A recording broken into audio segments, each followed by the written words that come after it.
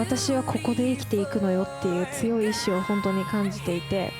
あなたはそういう可能性とか能力のあるパフォーマンスアーティストなので、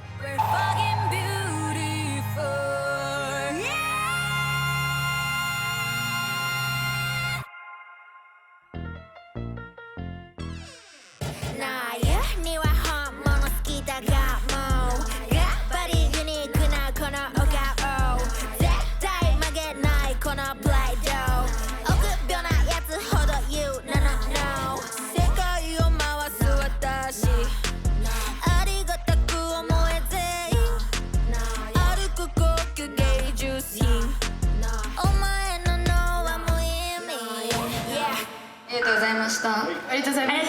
した。どうしようね。まずその確実に確定だなっていう子がここから取っいるじゃん。てくか。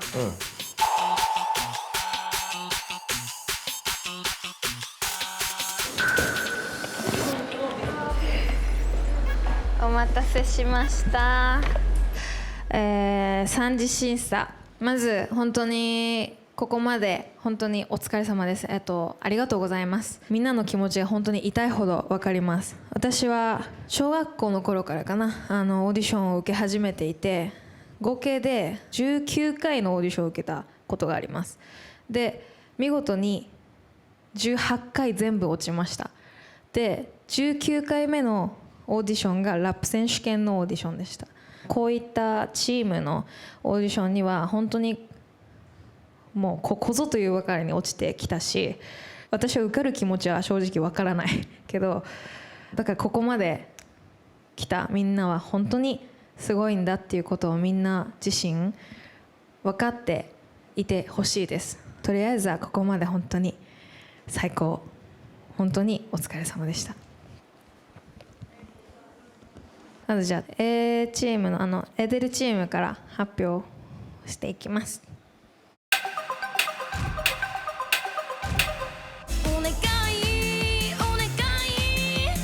私はこういう人間ですっていうのが見えた気がして、すごく良かったなと思います。この一瞬でさ、自分の空気にする力みたいなのを持ってる方が本当に多いグループ。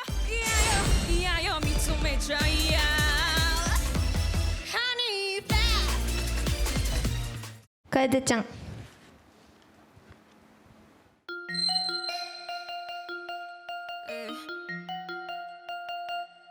楓ちゃんはリハの時から今日までそんなに変わってなくて、なんかパンって突き抜けた部分はあんまりなかったかなって思ったんだけど、そのハニーフラッシュのところが私はすごく自信持ってるところだと思うの、楓ちゃんもで、その時の目を見て、あ、まだまだ多分いけるんだな楓ちゃんはっていう風に思いました。なので、次もよろしくお願いします。ありがとうございます。よろしくお願いします。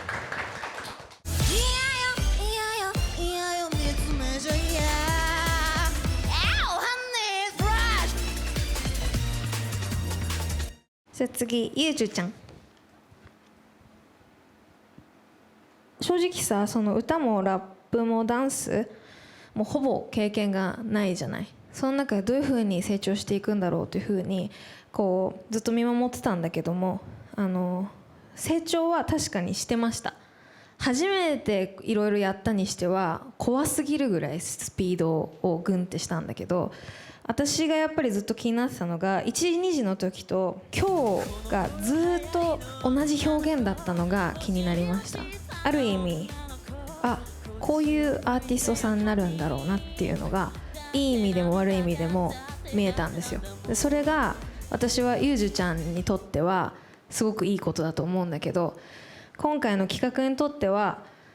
ちょっと残念だったなって思いました。なので今回はごめんなさい。ありがとうございました。ありがとうございます。素敵でした。でも本当に本当に最後の瞬間まで素敵な声をずっと聞かせてくれてありがとうございました。歌とダンスと歌いながら踊るって全部違う脳みそ使うから、きっと大変な時間を過ごしていたんだろうなっていうのはもう想像に安いんですけど、歩くとか走ると同じように歌いながら踊るっていうのが入ったらまたもう一個想像を超えてくれるんじゃないかなと自分は思っているので、また姿見せてくれたら嬉しいです。ありがとうございました。ありがとうございます。次が響ちゃん。今日さっきりゅんりゅん先生からお話あったように、ステージの上で言い訳しちゃったりだったりとかいろんなことがあったと思うんだけど、歌が自分にとって得意なことだったので、それを最大限に発揮できずに風邪をひいちゃって、響ちゃんが一生懸命泣いているけれども、実はあなたはとっても輝いていました。で、何がまずいかって、ステージの上で泣いてるあなたの甘えがまずいです。響ちゃんの中ではマイナスになったと思うんだよね。今日の出来事が風邪ひいちゃったりとかで、そのマイナスになった部分がたくさんあったと思うんだけど、そんな中でもできるっていうことはたくさん練習したっていうことだと思うので、課題としてはやっぱ前向きにもうちょっとなってほしいなって思ってます。なので次も前向きでお願いします。お願いします。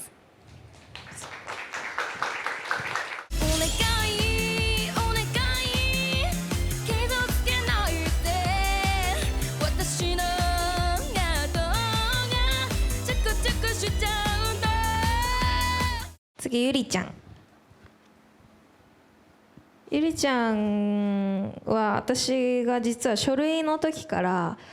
この子は何か持ってるなっていうのがなんかあったんですよ。ずっとカリスマ性がこの人はあるなっていうのをずっと思ってたんですね。でも実際にこう二次審査三次審査って進んでいくうちに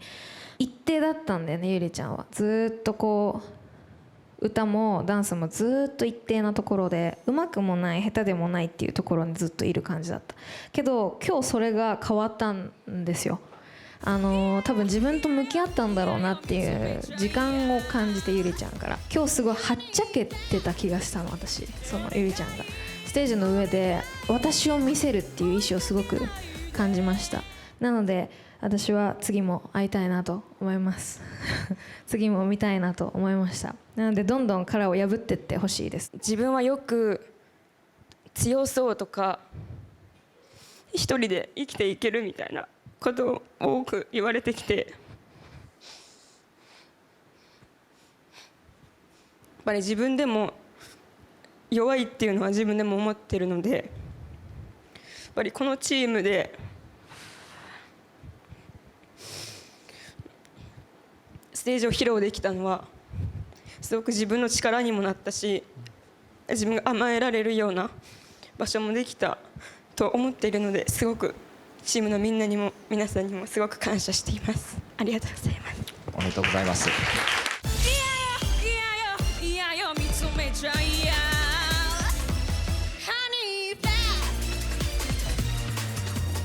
次がかいちゃん。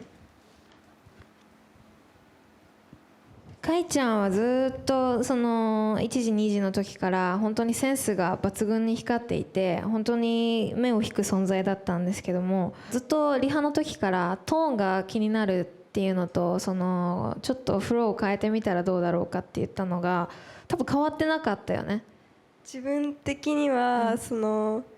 フローであったり、その音ちょっとメロディーを入れてみたりしたんですけど、なるほど、伝わってなかった。そっかそっか。かいちゃんのいいところでも悪いところでもあるんだけど、私とかその周りの先生とかが言った時にそれを一回こう疑問があった時にこうあんまり聞かずに自分で飲み込んじゃって自己処理をしてしまうところがある気がしていて、でそこがちょっと今回チーム活動と自分の見せ方においてはちょっと足を引っ張ってしまったかなって思う部分だったかなと思います。でも誰よりも楽しそうで、それはすごく私も多分先生も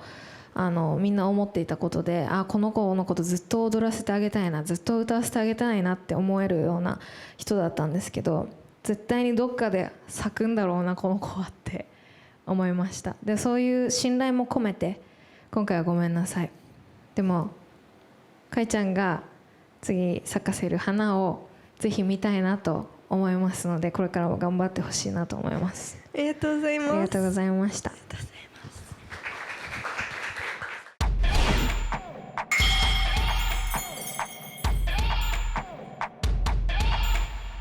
で次がブラックパンサーのみんな。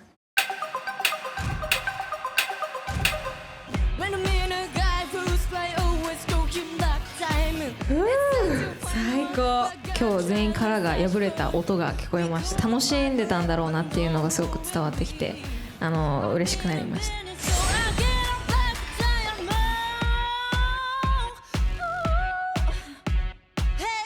まずココちゃん、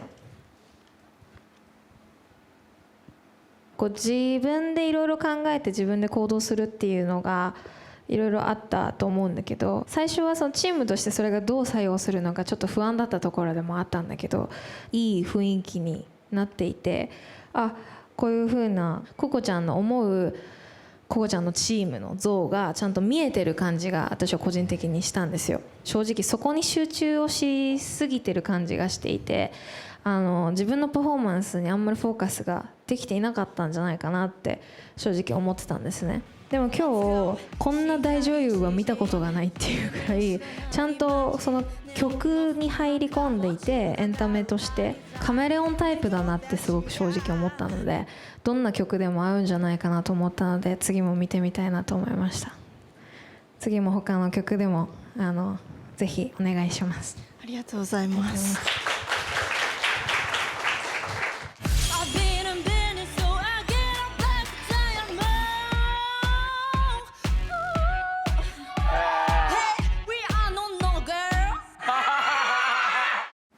次がココナちゃん。ココナちゃんはリハの時からすごい楽しそうで、ココナちゃんがココナちゃんであるっ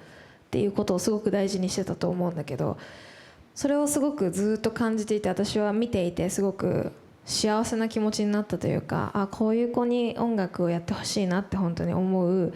反面、今日はちょっと惜しかったなっていう部分がちょっとありました。多分私も言ったと思うんだけど、振り付けとのバランスをちゃんと取ってほしいっていうのも言ったと思うんだけど、そのバランスの取り方がもうちょっとだったかなって思っていて、でラップのトーンもだいぶ良くなっていたんだけども、そのもうちょっとそのトーンを生かせた何かがあったんじゃないかなって思いますけど、ブレなかったんだよね、ココナちゃんであることが。でそれがすごくこの曲を武器にして自分のパーソナリティというかそういうものをしっかりと出していったところがすごく印象的で、あ、もうこれができてれば十分だなっていうふうに思いました。一番難しいところを多分やれてたんだろうなって思ったので、次もぜひ見せてほしいなと思います。お願いします。お願いします。ありがとうございます。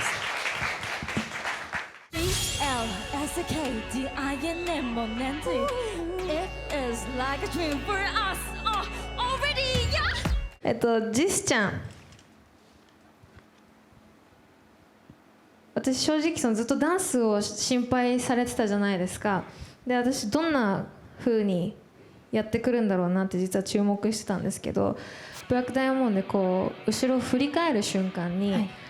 あ、ちゃんと練習してきたんだなっていうのをすごく感じる目線でした。でその時の目と歌ってる時のバランスがやっとバランスが取れたと思うんです、はい、ここが見えたらもう伸びるだけだろうなっていう感じがしました、はい、ので次もぜひ見せてください。ありがとうございます。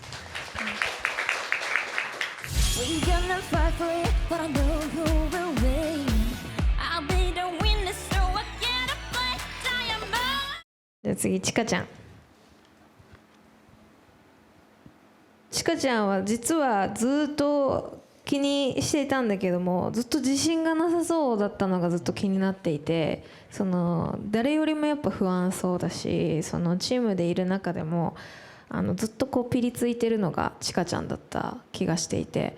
それってどうしてだと思う？自分では。みんなが上手だし、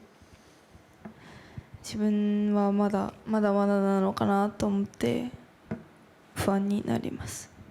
なるほど。なんか、はい、ちかちゃんの一番心配なのが、デビューしたら一番多分気を病むのがちかちゃんだと思うので、やっぱりこんなこと言いたくないけど、やっぱアーティストっていう職業ってやっぱ心の健康には悪い職業ではあるんです。やっぱこう毎回ね、何百人何千人何万人の前で立ってパフォーマンスして、で評価されて、知らない人にずっと名前をね挙げられて、話題に挙げられて、そんなのね普通の精神状態じゃいられなくなるんですよ。でもそれも仕事だし、こう緊張に勝つのも我々の仕事で、緊張をコントロールするのも、そこをどういうふうに向き合うかっていうのをもうちょっとこうそれは自分と自分で話し合うしかなくて、どんなに偉い人、どんなにすごい人と話し合ってもどうにかなるものじゃなくて、自分のことを信じてあげることしか道はないので、そこをぜひ頑張っていただきたいなって思います。でも絶対に次も会いたいと同時に思いましたので、よろしくお願いします。絶対ダメかと思ったから毎日ママと電話するんですけど、ママは一番そのメンタルの部分で、しかはそうやってメンタルもう自分は大丈夫って信じれば大丈夫やけんって毎回言われて、じゃあ皆さんに同じこと言われたから、またその心の部分がまた自分の足を引っ張ってしまったのかなと思って、だからまた本当はありがたいチャンスをいただいたので、次はもっと自分のことを信じて、一番自分と向き合って頑張ってパフォーマンス頑張ります。本当にありがとうございます。ありがとうございます。ありがとう。頑張って。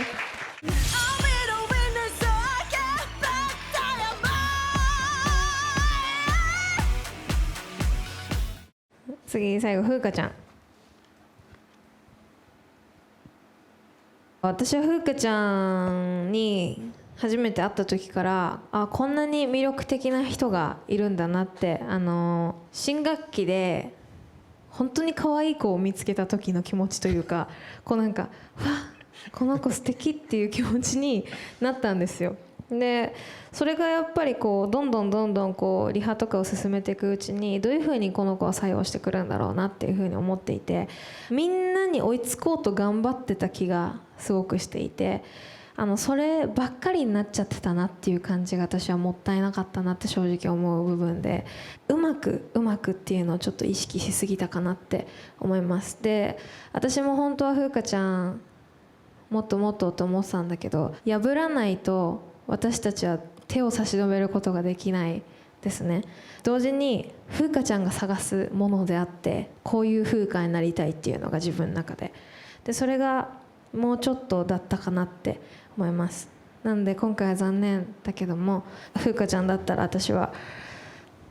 絶対綺麗な形で音楽にまたできると思うので、それを楽しみに今は待ちたいなと思います。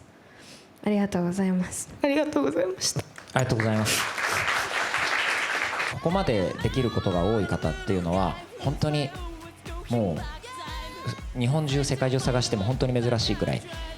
なので、次は何ができるよりも何がやりたいを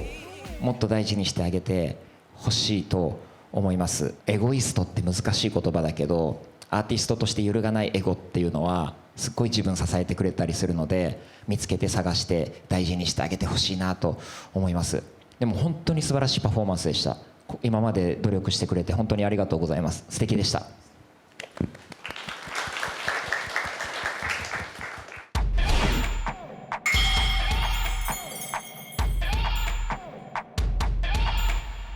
次がバーニングガールズの普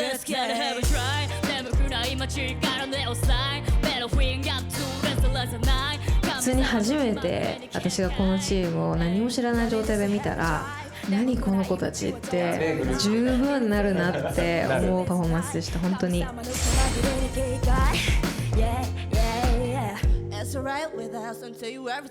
あかりちゃん、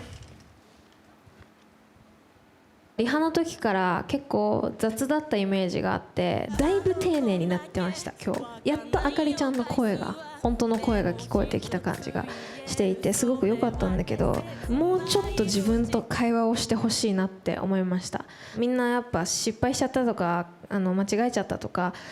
ね、声が出なかったとかそういうところをみんな気にしていると思うんだけど、実は私たちそんなところ見てなくて、この子がどういう自分になりたいのかが見えるかどうかと、どれぐらいの時間を費やしてきたのか、自分とどういうふうな会話をしてきたのか、そういうところを実は見てるんですよ。なので今日のパフォーマンスがどうこうとかじゃないんだよね、正直。あかりちゃんもっと自分との時間を持ってほしいなって思いました。あかりちゃんの思うあかりちゃんを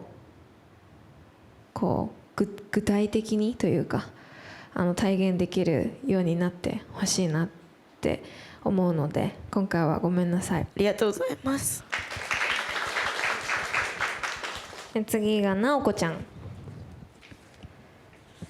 なおこちゃんはずっとね一定だったのが気になったんだよね。こう波があんまりなかった感じがで、あんまりバッてこっちに来るものもなかったし、どっちかっていうとなおこちゃんの中でこう完結してるものというか、今日ねそこだけが良くなればすごいいいなと思ったんだけど、なんとねちゃんと中から光が出てきてたんです、なおこちゃんから。でそれをすごく感じて、ビビビってこう光ってくるものを感じました。まだでも本当に卵でいうとちょっと割れたぐらいで光が見えるぐらいなんだけど、もうちょっと卵を割るっていう課題として、次もぜひよろしくお願いします。ありがとうございます。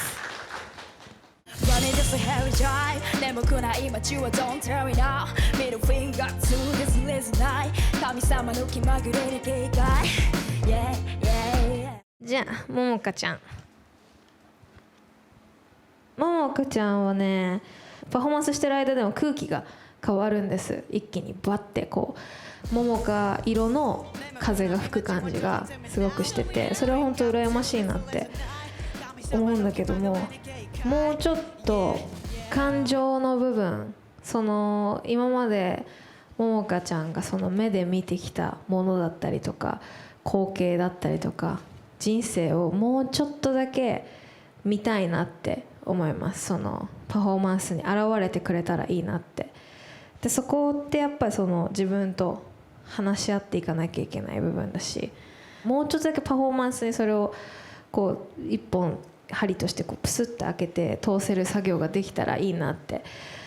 思いますけど、もう針は今日刺さった気がしてるので、それを次までにはぜひ通していってもらいたいなと思います。で次もぜひよろしくお願いします。ありがとうございます。眠くない街は Don't tell me now Middle finger to this list night 神様の気まぐれに警戒 Yeah, yeah で次があいかちゃん。あいかちゃんはもう本当オーディションの一次審査二次審査の時からそうだったと思うんだけど、歌ももう声も完璧で、本当に私もかなわないなって思うぐらいすごく素晴らしい歌声とスキルをもう持ってらっしゃるんですよ。けどその反面全体のスキルが結構まだらなのが気になっていて、ダンスもあって歌ともバランスを取らなきゃいけないっていうのが、私愛花ちゃんをずっとリハの時から見ながらもうちょっともうちょっともうちょっとだって思ってたんだけど、やっぱりちょっと劣っちゃっていて、そこがちょっと足りなかったかなって、日数的にもこんなに上手な愛花ちゃんがって思う子も多分たくさんいると思うんだけど、ちょっと間に合わないかなって思うスキル感だったかなと思って、本当に残念なんだけども今回はありがとうございました。ありがとうございます。悔しいです、正直。もっともっと自分が踊りがうまかったら、スキルがあったら向こうに立てたのかもしれないっていうことを思うと本当にすごく悔しいですけど、私はこのオーディションを受けて本当に良かったと思っているし、皆さんに出会えたことを本当に感謝しています。だし努力し続けようと思います。ありがとうございます。ありがとうございます。人柄っていうものが指す言葉が最近本当に変わってきたと思っていて、今まではなんか性格優しいみたいなものだったと思うんだけど、今はアーティストがパフォーマンスをするための背骨の部分が人柄、今までの過ごし方だと思っていて、あなたはそこに関してすごく強い過去を持ってきて、すごく強い背骨を持っているので、いくらでも輝けると思います。短所を埋めるのも素晴らしいと思いますし、まだまだ伸びる長所がたくさんあるので、僕はどっちかっていうと、これをやりたいをとことんまで突き詰めた愛花さんをもっと見てみたいなと思いました。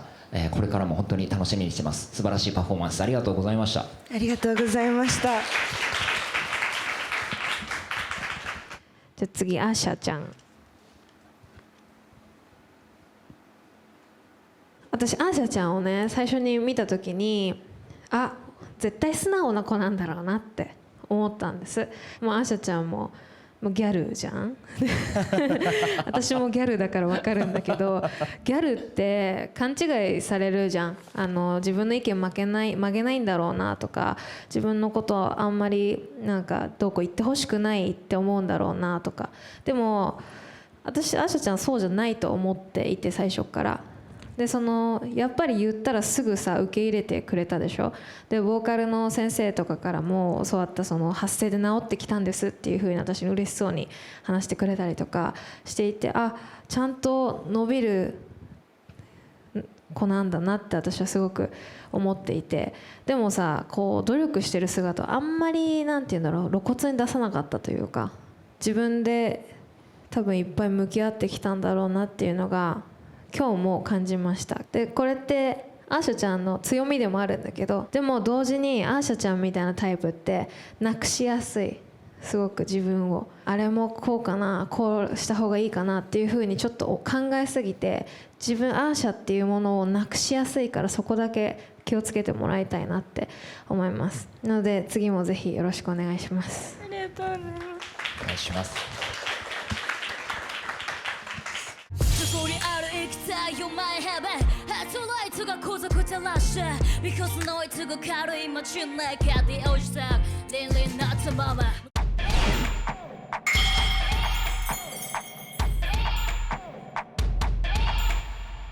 次マルテ脱走チームからね。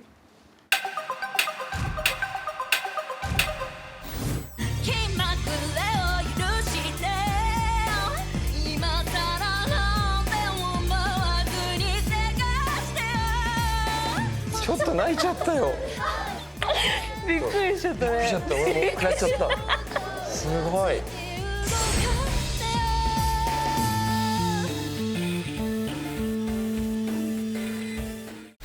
ココアちゃん。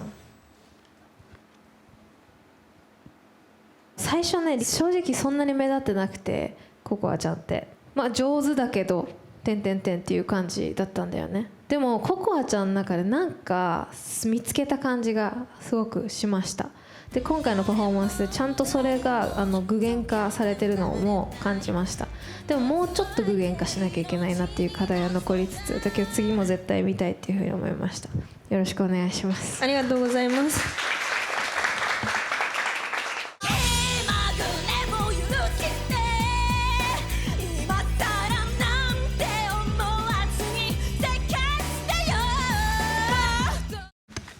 次がレイちゃん。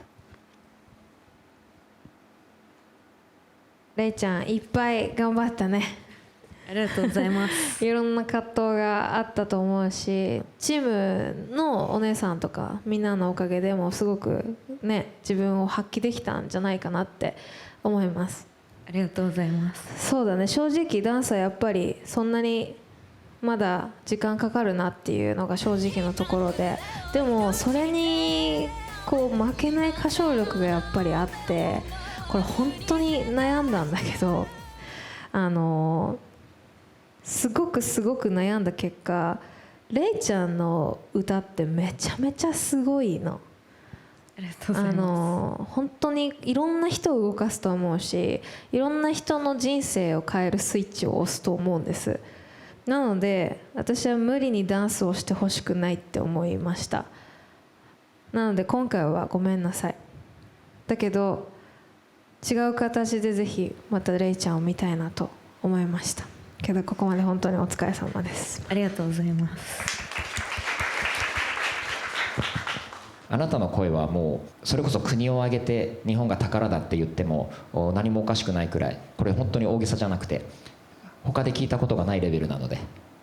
ぜひ強い自信を持って、もう一回次に歌声聴ける日どういった形でも楽しみにしてます。本当に素晴らしいパフォーマンスありがとうございました。尊敬してます。ありがとうございます。次小春ちゃん。まあ多分小春ちゃん優しいからチームのみんなを支えなきゃいけない、引っ張んなきゃいけない、助けなきゃいけないっていうのも同時にあったと思うんだよね。ですごく頑張ってくれてるんだろうなチームのためにっていうのがすごくあって、でも小春ちゃん自分のために時間を使えているのだろうかっていうのが私の中で心配をしてた部分でした。どうなんだろうって今日迎えてみたら本当にすごかったです。負けん気が今までの小春ちゃんは何だったんだろうっていうぐらいズンと出てきてて、小春ちゃんが小春ちゃんであるっていうことに自信を持ってしっかりとパフォーマンスをしてくれていたなって思います。で本当にそれを見てグッときましたので、ぜひ次も見たいなと思いました。ぜひよろしくお願いします。お願いします。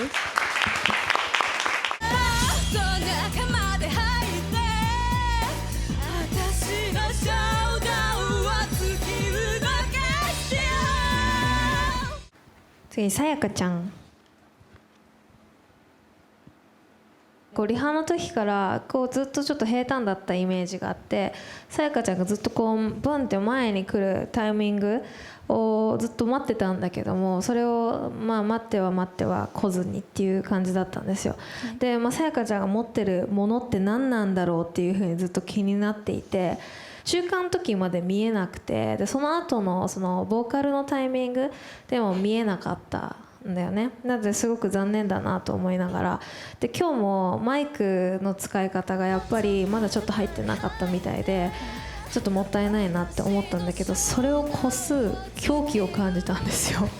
さやかちゃんから。私それね、今まで探ってみようとしてたものが今回はさやかちゃんから見せに来てくれたんです。私はこういう人間ですっていうものをしっかりとパフォーマンスを通して見せてきてくれたことが、私はちゃんと自分といっぱい会話したんだろうなっていうのが伝わってきました。なので次もぜひよろしくお願いします。ありがとうございます。約束はいらないわ、果たされないことなど大嫌いなの。次はまひなちゃん。まひなちゃんのパフォーマンスを見てた時にずっと楽しみだなっていうのがやっぱ一番あったんです、頭の中に。っていうのはすごくよく言えばもっと絶対成長するし可能性をめちゃめちゃ感じるんですよ。けど同時にまだだな、まだ時間かかるなっていうのも感じてしまうんですね。でそうやってまひなちゃんも多分今回曲についていこうとか、歌をしっかり歌おう、ダンスをしっかり踊ろうっていうところにちょっと引っ張られすぎていたのかなってちょっと思います。でそこがちょっと残念だったんだけど、でもしょうがないのよこれって。もうちょっと時間かかるなっていうのが私の感想でした。けど本当ここまでしっかり食らいついてくれてやってくれたまひなちゃんは素晴らしいし、でももうちょっと時間をかけてほしいなって思いましたので、今回はごめんなさい。だけどまた絶対に頑張ってほしいなって思います。ありがとうございました。ありがとうございます。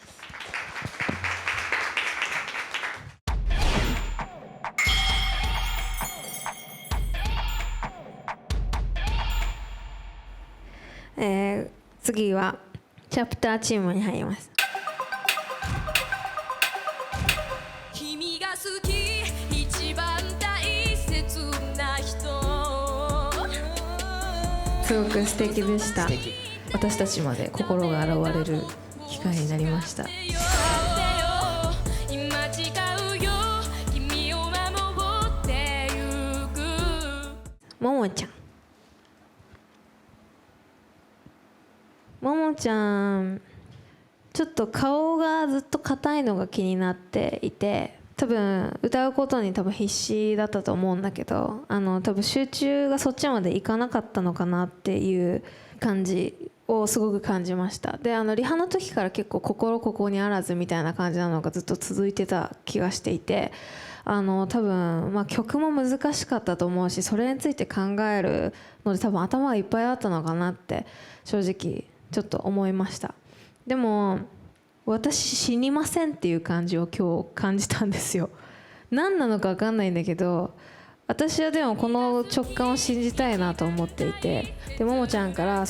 私ここにいますよっていうのをすごく感じました。なのでそのももちゃんをしっかり持って次もぜひ見たいなと思ったので、よろしくお願いします。さて君をこんなに愛せるのは僕だけ。次ゆきのちゃん。ゆきのちゃんはやっぱり歌がすごく上手で文句がないんですよ。けど歌に全振りをしすぎちゃってるのがちょっともったいなかったっていうのも、歌をきれいに歌おう、歌を上手に歌おうっていうところにフォーカスがありすぎたのかなって、ちょっとそこが残念だなと思いました。でもそれって本当に素晴らしいことで、ゆきのちゃんは歌手としてはものすごく素晴らしい歌手だと思うんですね。けどエンターテインメントとして歌ができるかって言われるとまだ時間がかかるかなと思いました。ちょっと演技に近くて、やっぱりこういうショーケースってちょっと演じきれてなかったかなって。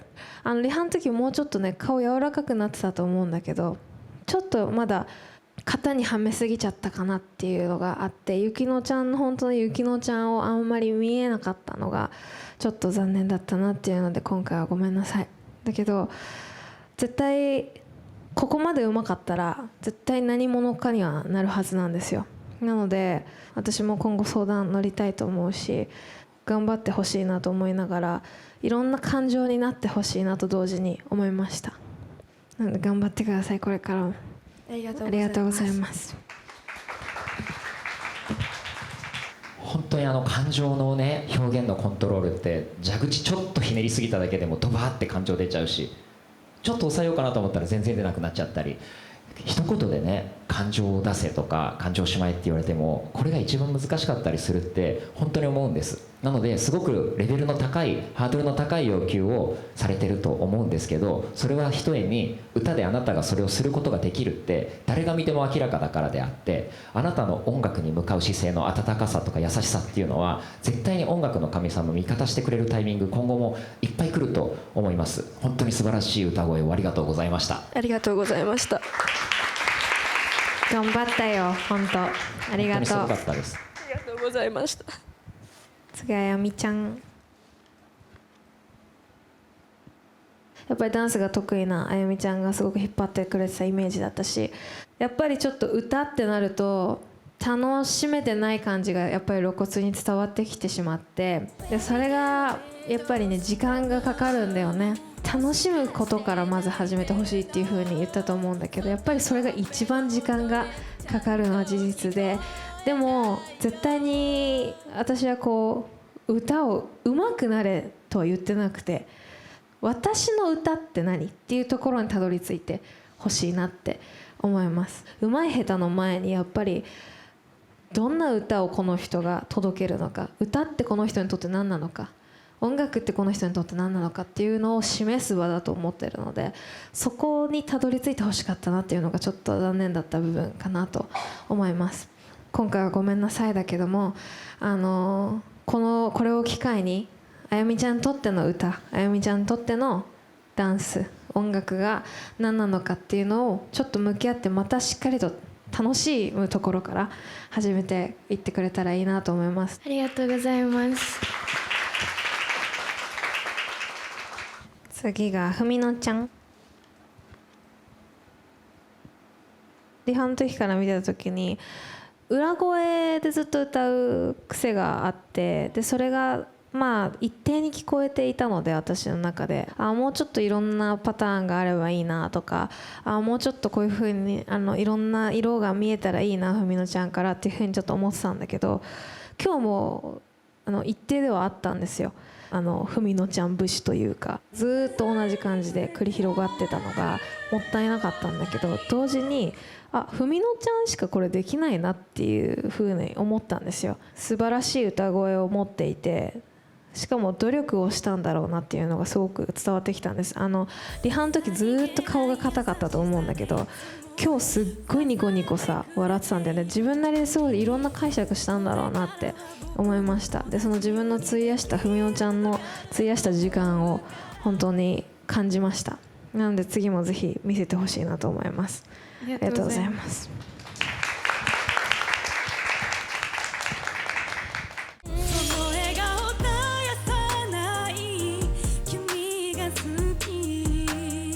次りんごちゃん。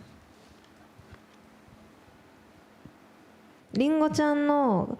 やっぱり中身があんまり見えなかったのがすごく残念だったなって思いました。でもうちょっとねもうちょっとで見えそうだったんだけどね、もうちょっとで本当に見えるところだったんだけど、もっと柔らかいところがりんごちゃんのね部分が出てきたらよかったなって思う部分がちょっともったいなかったので、今回はごめんなさいという形なんですけども、けど本当にかっこよかった。ただもうちょっとりんごちゃんがりんごちゃんであってほしいなと思います。はい、僕二次審査の時に思わずファンになりましたと口走ってしまったのがりんごさんだったんですけど、本当にあなたのパフォーマンス声であったり、もうリズムの探り方であったりすごいツボにはまるところが多くて、すごい素敵なアーティストだと思ってます。中でもやっぱり音楽に対してすごく誠実な方だっていうのはすごく良いことなので、それは大切にしてあげた上で、たまにもう本当によく考えるのとシーソーのバランス取るくらい何も考えないでなんとなく音楽楽しいなくらいの気楽な時間をどうか作ってあげてほしいなと思いますし、頑張る気持ちと同じくらいただ単に好きっていう気持ちを大切にしてあげてほしいなと思います。また次のパフォーマンス見れるのも楽しみにしてます。ありがとうございました。ありがとうございました。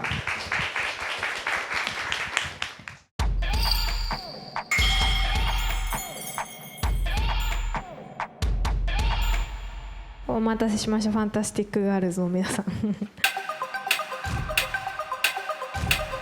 バカにしないでよ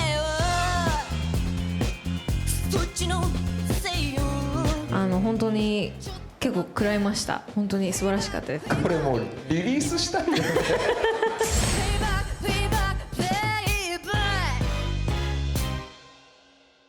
愛子ちゃん、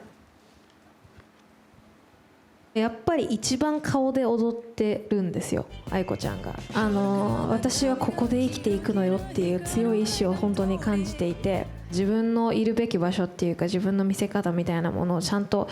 時間かけたんだろうなっていうのが伝わってきたので、ぜひ次も会いたいなと思います。よろしくお願いします。ありがとうございます。ちょっと待ってペイバックペイバック今の言葉ペイバックペイバック。次ジュエルちゃん。ジュエルちゃんはもうちょっと雑すぎるイメージがちょっとありました。ちょっと気になっていて、そこがでもうちょっと気を引き締めてほしいなって思いつつ、ずっと自分のステージだからどこにいても自分がいるし、どこにいても見られてるっていう風になんか気にしてほしいなって思いつつ、やっぱり女優でした。でも本当にすごい演じていたのがすごく私は好印象で、ジュエルちゃんがどういう人になりたいのか、ジュエルちゃんがどういう人なのかっていうのがすごく見せてくれるなこの子はっていう風に感じたので、ぜひ次も見てみたいなと思いました。お願いします。ありがとうございます。ちょっと待ってプレイバックプレイバック今の歌をプレイバックプレイバック。次あみちゃん。このチームを引っ張っていった一人だと思うし、ずっと楽しんでねやってたと思うんだけど、それもすごくこっちまでもちろん伝わってきていて、どうしてもやっぱりねこのチームは素晴らしかったんだけど、ちょっと文化祭っぽかったのも事実としてあります。でそこがどういう風にパフォーマンスでね補うんだろうって思って、やっぱりあみちゃんってこの楽曲ものにしてたと思うし、しっかりとアミちゃんっていう自分アミちゃんが見えたんですよ。けど同時に天井も同時に私は感じてしまって、アミちゃんっていうキャラの限界というか、アミちゃんっていうものがどこまでどういうアーティストになるのかっていうのがちょっと見えた気もするけど、だからチャンスを与えたいなと個人的に思っていて、次もぜひ見たいと思います。だけどちょっと危機感を持ってほしいのが、アミちゃんがこの楽曲だからすごく合っていた可能性もめちゃめちゃある。今後どういうふうに自分のカラーを、アミちゃんっていうものがどういう人間なのか、深みをもうちょっと見せてもらえたらいいなと思います。これは夢のあなたのセリフ、強がりばかり言ってたけれど。次サラちゃん。ずっと気になってたのが表情が一定な感じなのがずっと気になっていて、でそれっていろんな経験をもちろんしたと思うんだけど、そのいろんな感情をちゃんと受け止めてこれてたかしらっていうところがちょっと私気になっていて、サラちゃん自身のなんていうんだろうな、自信のなさみたいなものがパフォーマンス自体にはそんなにないの。歌だったりとかダンスもすごく自信満々にやってるところは見えるんだけど、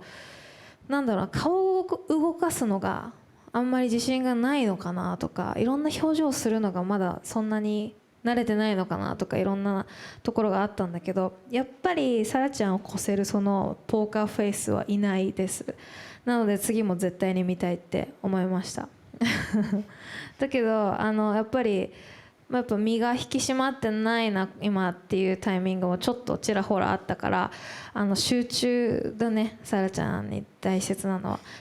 自分がどういう人間なのかもっともっと知れるタイミングがあると思うので、そこを頑張ってもらいたいなと思います。ありがとうございます。はい、次も素敵なパフォーマンス見せてください。私だって疲れるわ。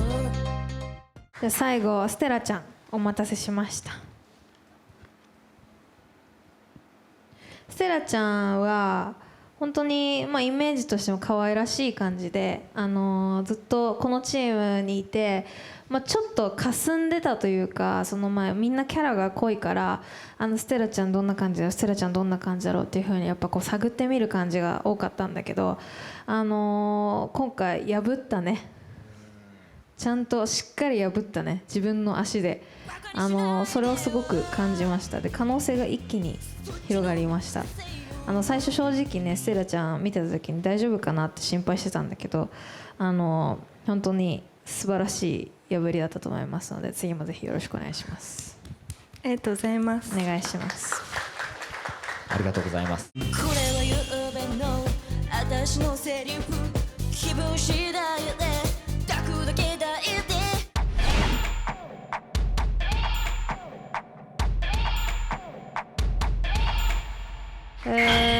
以上の20名です。おめでとうございます。ありがとうございます。でちょっとね、これはちょっと例外中の例外なんですけど、私のオーディション番組だからちょっと本当に許していただきたいところがあるんだけど、はい、ギリギリ入らなかったのが、まひなちゃんだったんです。でまひなちゃんは正直私の直感を信じるのであれば、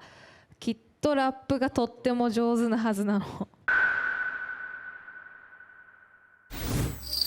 ァイトだよ。約束はいらないわ。太陽、酸素、味方、もう十分だったはずでしょう。全部どうでもいいと。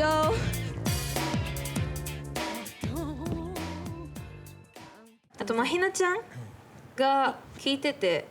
勝手なあれだけど、ラップもうまそうだなって、そうラップもそう思ったりとか思わなかったりとかしてるんだけど、アタックがね、そうアタックがそう入るから、そこをちょっとなんとかできたらいいなと思います。だからもしよかったらまひなちゃんラップで3.5 審査を受けませんか？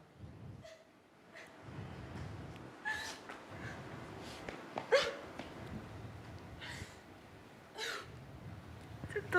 気持ちの整理がついてないんですけど、受けてみたい。やってみるやってみましょう。じゃあまひなちゃんにもう一回チャンスあげてもいいですか？個人的な。まあ、いいですか？もう私は最初から去年の夏からちゃんみなにかけると決めているんで、ちゃんみながやるというのならばはい全力でやりましょじゃあお願いします。う。お願いします。じゃあまひなちゃんもう一旦こっちにいい？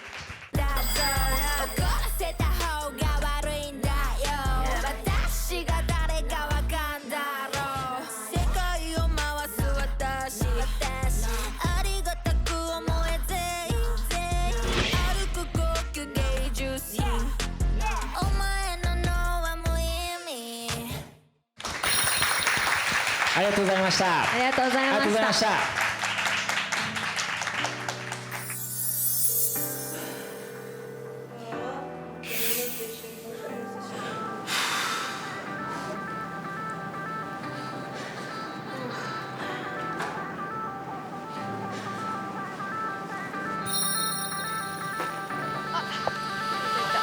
お疲れ。ありがとうございました。お疲れ様です。大丈夫？どう？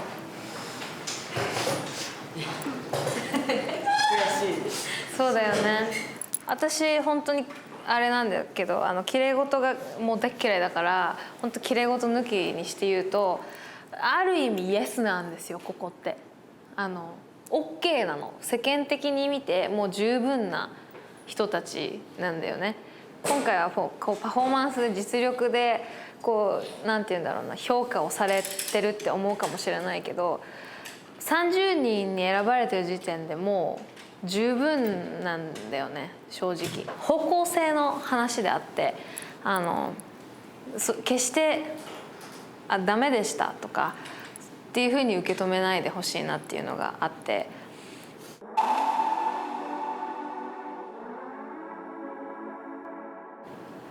私がこう、あんまりこの話私もあんま好きじゃないから言いたくないんだけど、まあ言ってみよう。私がねそのレッスン受けてた時に先生に言われたことがあって、まあ言ったかなこれ、みなちゃん黒なんだよって言われたことがあるの。でそれと本当に一緒で、私にとって黒って何なんだろうみたいな、あなたが端っこにいるだけで全員を悪くしちゃうと言われたことがあるのよ。であなたは絶対に真ん中にいなきゃいけない人だって、それができないんだったらもう諦めなさいって言われたことがあると。で多分これインタビューでも話したよね、でもそれ続きがあって、その先生にはもうやめろって言われてたのよ。もう今やめた方がいいと。みなちゃんは韓国語も喋れるし英語も喋れるし他のこといっぱいできるじゃんって。だから今やめて他の道に進んだ方が絶対利口だよって、頭いい判断だよそっちの方がって言われたし、正直可愛くないからもうちょっとなんかこういう表に立つとかじゃなくて裏の仕事とか考えてみたらとかも言われたの。でも私はね絶対ここが良かったのよ。絶対に歌うことが良かったし絶対に歌を作ることが良かったの。でもこうやって思えてることって私と同じ気持ちの子がこの中にもいると思うんだけど、そうやって思ってる時点で絶対に大丈夫なんだよね。どんな形でも絶対に咲くの、それってその花って。私の場合咲いた花って結構トゲトゲしてたと思うし、なんか不格好な花だったと最初は思うけど、でも今その花を好きって言ってくれる人がたくさんいるんだよね、私にも。だからなんて言うんだろうな、みんなも私と同じだと思ってほしい。同じタイプなんだって思ってほしいの。私が励みになるかどうかはちょっとわからないけど、私は今幸せなんだよ、それでも。でそうやってみんなもこの気持ちがあるだけで絶対になんて言うんだろうな、あの時諦めなくてよかったって思うと思うんだよね。でこれで諦めることも OK だよ。私みたいに絶対にここがいいんだよって、私別に頭いい判断なんかしたくなず人生一回きりじゃん思うんだったら、私は力を貸したい。どんなことでも相談乗るし、でもいや一回ちょっと他のことやってみたいです自分っていうんだったら行っておいでっていう感じ。でもやっぱ音楽で私たちはつながっているから音楽のことは何でも言ってほしいし大丈夫だよ。みんな本当にお疲れ様です。お疲れ様。本当にありがとう。ありがとう。来い来い来い来い来い。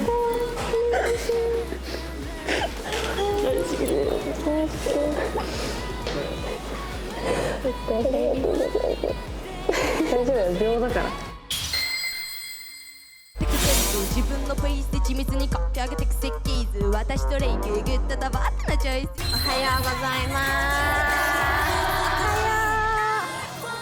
す。クリエイティブ審査になります。2024刻むアマラカ忍者。おい目を覚ませ、お前が逃した人材。本当に泣きそうになった。最高。本当に素晴らしかったです。お前らからのノーじゃ死ななかった私は扉を放ってやる世界中のノーガールズ。